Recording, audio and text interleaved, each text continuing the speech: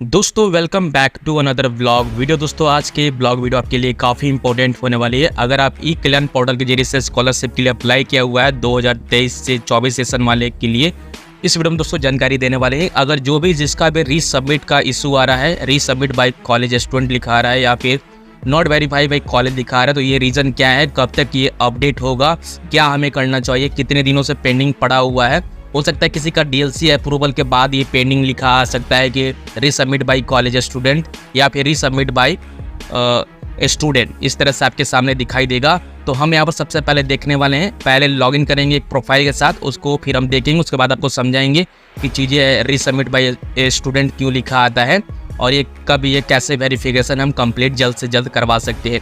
तो ये वीडियो आपके लिए दोस्तों काफ़ी इंपॉर्टेंट होने वाली है। और जिसका भी फाइनल AA अप्रूवल हो चुका है और उसका पैसा अभी तक नहीं आया है, तो क्यों नहीं आया है, इसके बारे में भी हम जानकारी इस वीडियो में दोस्तों देने वाले हैं। और किस किस जिले में दोस्तों पैसा अब तक आ चुके हैं वो भी हम इस वीडियो में क्लियर करने वाले हैं। तो शुरू से लेकर अंत तक इस वीडियो में बने रहें। वीडियो आपके लिए दोस्तों काफ़ी इंपॉर्टेंट होने वाली है। अगर आप झारखंड के निवासी हैं, कॉलेज स्टूडेंट हैं, कॉलेज में पढ़ाई करते हैं, चाहे वो 10th लेवल पे हो, 12th या फिर किसी यूनिवर्सिटी में एडमिशन कराया हुआ है, तो आप यहाँ पर अगर ई कल्याण पोर्टल के अंदर अप्लाई किए हैं तो सारा स्टेटस आप देख पाएंगे और समझ पाएंगे कि क्या क्या चीज़ें यहाँ पर इशू देखने को मिलता है और जो भी इशू निकल के आती है वो क्यों आती है और इसे कैसे रिजॉल्व करना है, वो भी इस वीडियो में दोस्तों कंप्लीटली जानकारी देने वाले हैं। तो जो भी जानकारी देंगे 2023 से लेकर 24 सेशन वाले के लिए बात यहाँ पर बताने वाले, तो शुरू से लेकर अंत तक देखते रहिए। यहाँ पर दोस्तों सबसे पहले स्टूडेंट लॉगिन के ऊपर क्लिक करके सारे डिटेल हम क्लियर करने वाले हैं। जिसका भी नॉट वेरीफाई बाय कॉलेज लिखा आ रहा था उसके लिए दोस्तों क्या करना है वो हम सबसे पहले आपको दिखाने वाले हैं। यहाँ पर स्टूडेंट लॉगिन के ऊपर क्लिक करेंगे, विद इन स्टेट लॉगिन के ऊपर दोबारा क्लिक करेंगे। अब इसमें यहाँ पर दोस्तों आपको दिखाने की कोशिश करेंगे कि नॉट वेरीफाई बाय जब कॉलेज लिखा आता है तो रीज़न क्या होता है और उसे आप कैसे अपडेट करा सकते हैं अप्रूव बाय कॉलेज जल्द से जल्द। अब यहाँ पर दोस्तों सबसे पहले यहाँ पर मोबाइल नंबर और पासवर्ड के साथ लॉगिन कर सकते हैं या फिर ईमेल या फिर पासवर्ड के साथ या फिर ये कैप्चा फिल करके आप लॉगिन कर सकते हैं। उसके बाद नीचे से लॉगिन वाले बटन के ऊपर क्लिक कर देंगे डिटेल फिल करने के बाद।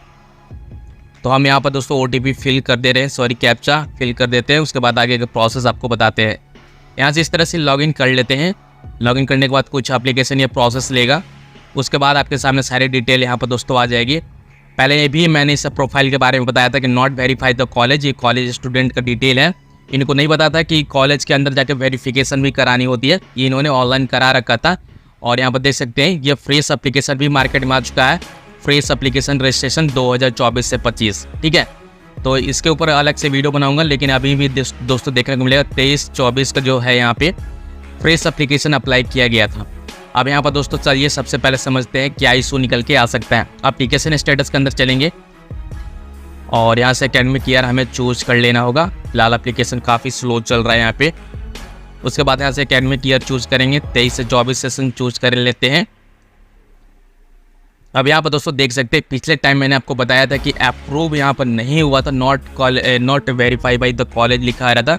इन्होंने दोस्तों गलती ये किया था कि जो भी यहाँ पर सब्जेक्ट की डिटेल है उन्होंने मिसमैच किया था, गलत तरीके से डिटेल फिल किया था। जो भी कोर्स आते हैं, जो भी कोर्स के अंदर जो भी डिटेल होते हैं वो गलत तरीके से मेंशन किया गया था, जिस कारण से कॉलेज वेरीफाई नहीं कर रही थी। कॉलेज जाने के बाद यानी कॉलेज स्टूडेंट जाता है और उसके बाद यहाँ पर चीज़ें अप्रूव कर दिया जाता है एज ए टीम, वहीं पर सुधार करके।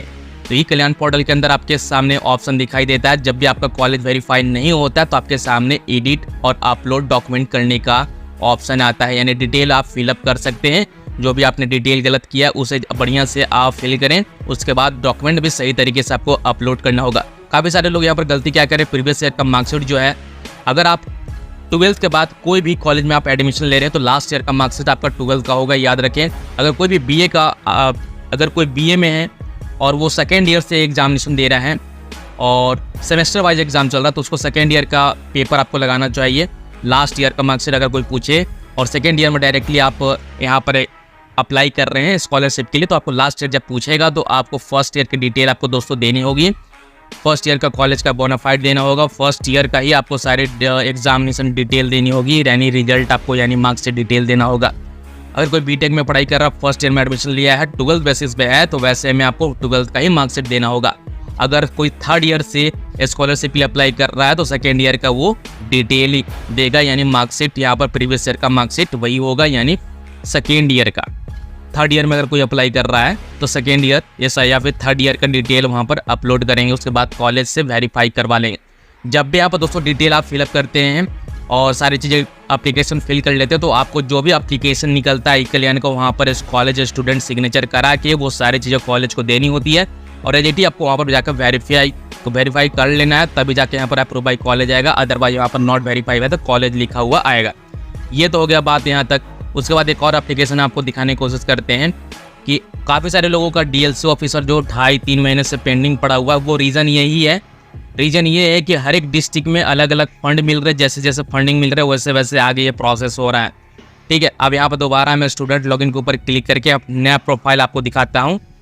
2.5-3 महीने से पेंडिंग पड़ा हुआ है, किसी का डीएनओ ऑफिसर तक पेंडिंग पड़ा हुआ है, किसी का रीसबमिट बाय स्टूडेंट लिखा आ रहा है। वो क्यों लिखा आ रहा है वो भी हम इस वीडियो में दोस्तों जानकारी देने वाले हैं। वीडियो में दोस्तों बने रहें। दोबारा से हम यहाँ पर स्टूडेंट लॉगिन के ऊपर क्लिक करेंगे, विद इन स्टेट के अंदर चलेंगे और हम आपको दिखाने की कोशिश करते हैं कि क्या यहाँ पर चीज़ें दिखाई देता है। वही चीज़ यहाँ पर पासवर्ड यूजर आईडी लॉगिन करने के लिए डालेंगे। उसके बाद यहाँ पर एक कैप्चा आप यहाँ पर एजेटिव फिल करेंगे। उसके बाद लॉगिन, उसके बाद दोबारा यहाँ पर एप्लीकेशन स्टेटस के अंदर चलेंगे। यहाँ पर एकेडमिक ईयर चूज कर लेते हैं 2023 से 24। उसके बाद आपको यहाँ पर दिखाते हैं। तो दोस्तों काफ़ी लोगों को लगता है कि हमारे साथ ऐसा प्रॉब्लम है, ऐसा नहीं, सभी के साथ प्रॉब्लम है। जैसे कि देख सकते हैं अप्रूव बाय डीएलसी ऑफिसर जो कि ये 3rd स्टेज है। 4 स्टेज में दोस्तों ये कंप्लीट आपका होता है प्रोफाइल। पहला अप्रूव बाय कॉलेज, उसके बाद डीएनओ ऑफिसर, उसके बाद डीएलसी ऑफिसर जो कि ये 3rd स्टेज है और फाइनल AA अप्रूवल जो कि 4th स्टेज है। तब जाके आपके बैंक अकाउंट में पैसे आते हैं। इन्होंने यहाँ पर दोस्तों शायद डायरेक्टली बता दिया है, आवंटन प्राप्त होते ही छात्रवृत्ति जो है आपके आधार कार्ड से जो भी बैंक लिंक होगा उसमें पैसे भेज दिया जाएगा। तो पैसा आइए नहीं है तो पैसा कहाँ से आगे मिलेगा? पैसा रहेगा तो आगे जाके प्रोसेस दोस्तों होगा यहाँ पर अब फाइनल AA अप्रूवल हो जाएगा। जैसे बैंक अकाउंट में पैसे आ जाएंगे बैंक अकाउंट की डिटेल और अमाउंट भी यहाँ पर दोस्तों शो होने लगता है। ठीक है, ये 2 प्रोफाइल दिखाना काफ़ी जरूरी है क्योंकि देखो यहाँ पर हो क्या रहा है कि 2.5 महीना 3 महीना काफ़ी लोगों को लग रहा है कि 2.5-3 महीना हो गया अभी तक अपडेट नहीं हुआ। देखो ये फंडिंग का सारा इशू है। बिना फंडिंग कुछ भी नहीं होता है, आगे प्रोसेस भी नहीं बढ़ रहा है। आप अगर फिर भी अगर आप यहाँ पर अप्रूव करवा लेते हो तो भैया बिना फंडिंग के आगे कुछ भी नहीं होने वाला है। अब जिसका भी फाइनल AA अप्रूवल हो चुका है उसको सबसे पहले करना क्या है, अपने फ़ोन पे भी ये चीज़ें चेक कर सकते हैं। दूसरा चीज़ ये कि जिसका भी फ़ोन हो या फिर लैपटॉप हो एजेटिव वैसे चेक करेंगे। जिसका भी फाइनल AA अप्रूवल हो चुका है उसको डायरेक्टली यहाँ पर टाइप कर लेना है myaadhar.uidi.gov.in। ये वाले लिंक मैं डिस्क्रिप्शन पार्ट में डायरेक्टली दे दूंगा। इसके ऊपर डायरेक्टली आप आकर चेक कर सकते हैं।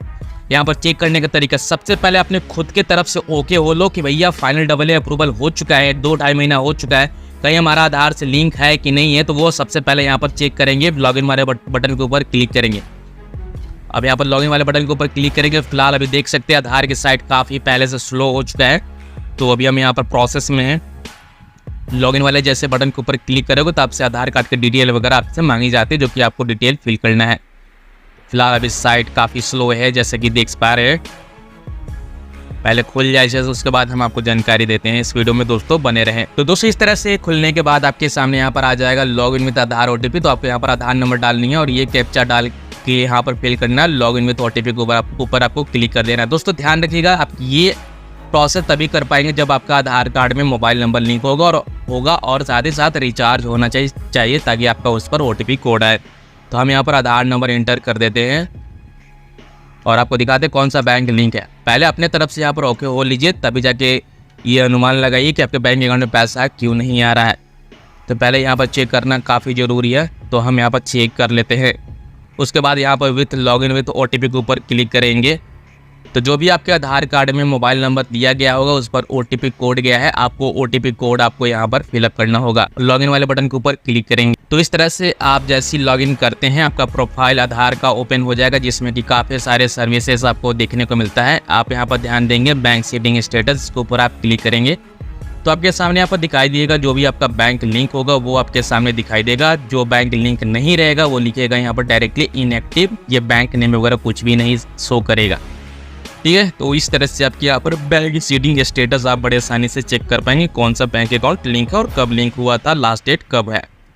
ठीक है, वो सारी चीज़ें दिखाई देगा। तो इस तरह से आपका फाइनल AA अप्रूवल होने के बाद आपको ये चीज़ें चेक कर लेनी है और उसके बाद दोस्तों ये चेक कर लेना है कि आपका पैसा क्यों नहीं आया। तो आपको सबसे पहले दोस्तों ध्यान रखना ये है कि ये सभी जिले में कहीं ना कहीं दोस्तों ये प्रॉब्लम निकल के आ रही है। और जिस भी जिले में पैसा बट रहे हैं, लगभग देखा जाए तो 12-13 जिले में पैसा बटना शुरू हो चुका है और सभी कॉलेज की स्टूडेंट को पैसा नहीं मिला है। कुछ कॉलेज स्टूडेंट को पैसा मिला है और अल्फ़ाबेट के हिसाब से दोस्तों सारा चीज़ कॉलेज वेरीफाई हो रहा है। इस बात को थोड़ा ध्यान में रखिए और समझिए। और ये सारा जो मामला पैसा को लेकर यहाँ पर दोस्तों हो रही है, यानी फंडिंग को लेकर हो रही है, क्योंकि फंड नहीं है सरकार के पास, जिस कारण से चीज़ें आगे कॉलेज में वेरीफाई नहीं हो पा रही है या फिर पैसा फंडिंग जो भी है नहीं कर पा रही है कॉलेज स्टूडेंट का। जब तक ये फंडिंग नहीं आ रही है तब तक कॉलेज का जो भी स्टूडेंट है उनका स्टेटस नहीं बदल रहा है, चाहे वो डीएनओ ऑफिसर हो, चाहे डीएलसी ऑफिसर हो या फिर फाइनल AA अप्रूवल हो। तो इस बात को आपको समझना होगा, क्योंकि ये सब चीज़ें जांच पड़ताल करने के बाद ही दोस्तों मैं वीडियो बना रहा हूँ।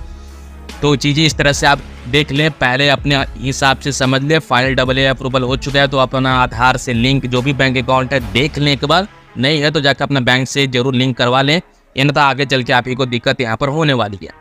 अब दोस्तों यहाँ पर मैंने कुछ चार्ट बनाया है जिसका भी दोस्तों यहाँ पर मेन प्रॉब्लम निकल के आ रही है कि फाइनल AA अप्रूवल हो चुका है या फिर डीएलसी अप्रूवल है या फिर डीएनओ ऑफिसर तक लाकर पेंडिंग पड़ा हुआ है या फिर रीसबमिट बाय स्टूडेंट आ रहा है। तो उसकी रीज़न क्या है, चलिए उसके बाद हम यहाँ पर बात करते हैं।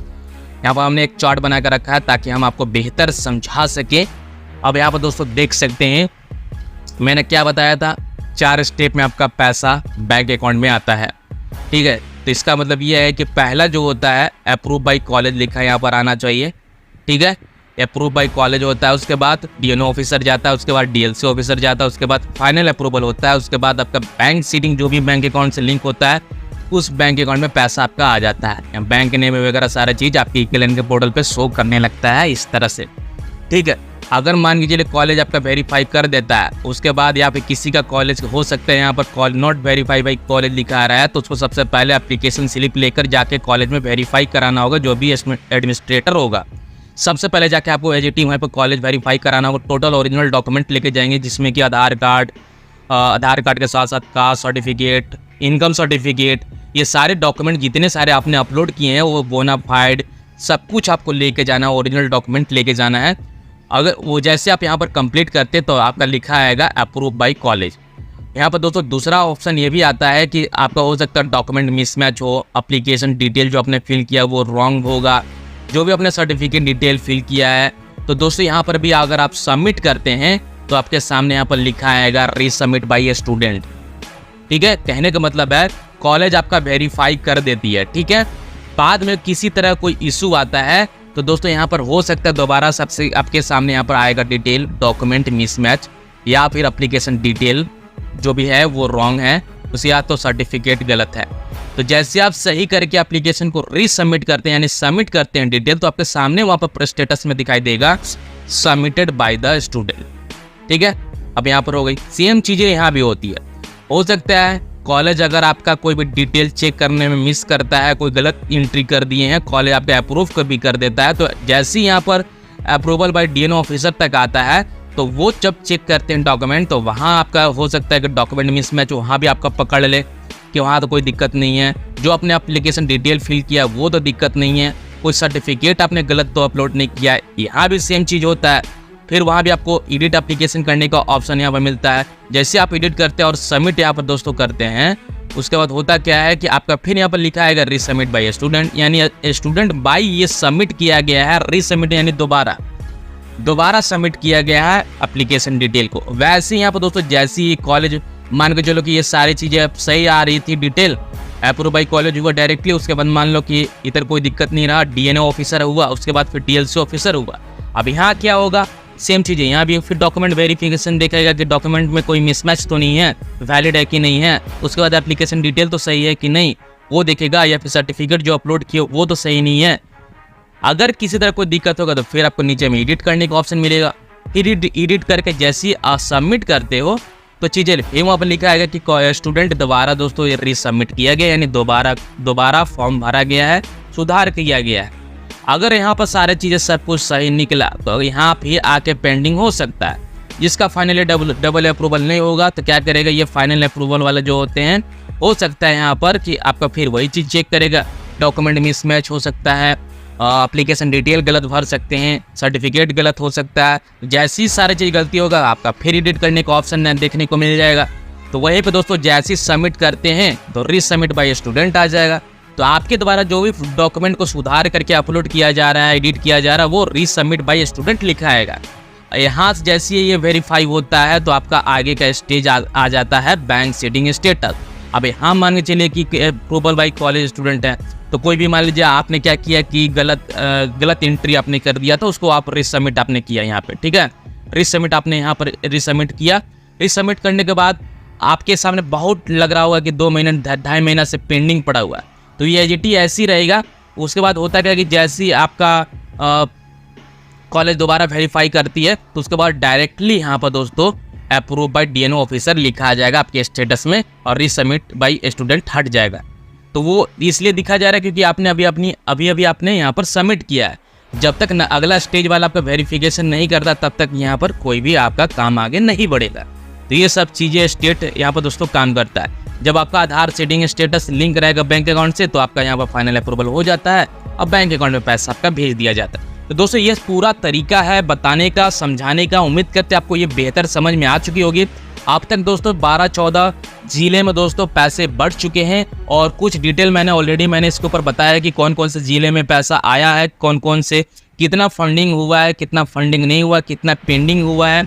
एसटी और एससी के बारे में भी बताया है कि किसको कितना पैसा मिला और बाकी का पैसा कब मिलेगा, उसके बारे में भी डिटेल में बताया है। डिस्क्रिप्शन पार्ट वीडियो में आपको मिल जाएगी, एक बार जरूर चेकआउट कर लीजिएगा। तो दोस्तों मिलते हैं अगली वीडियो में। आज की वीडियो में इतना ही, तब तक के लिए goodbye and take care दोस्तों।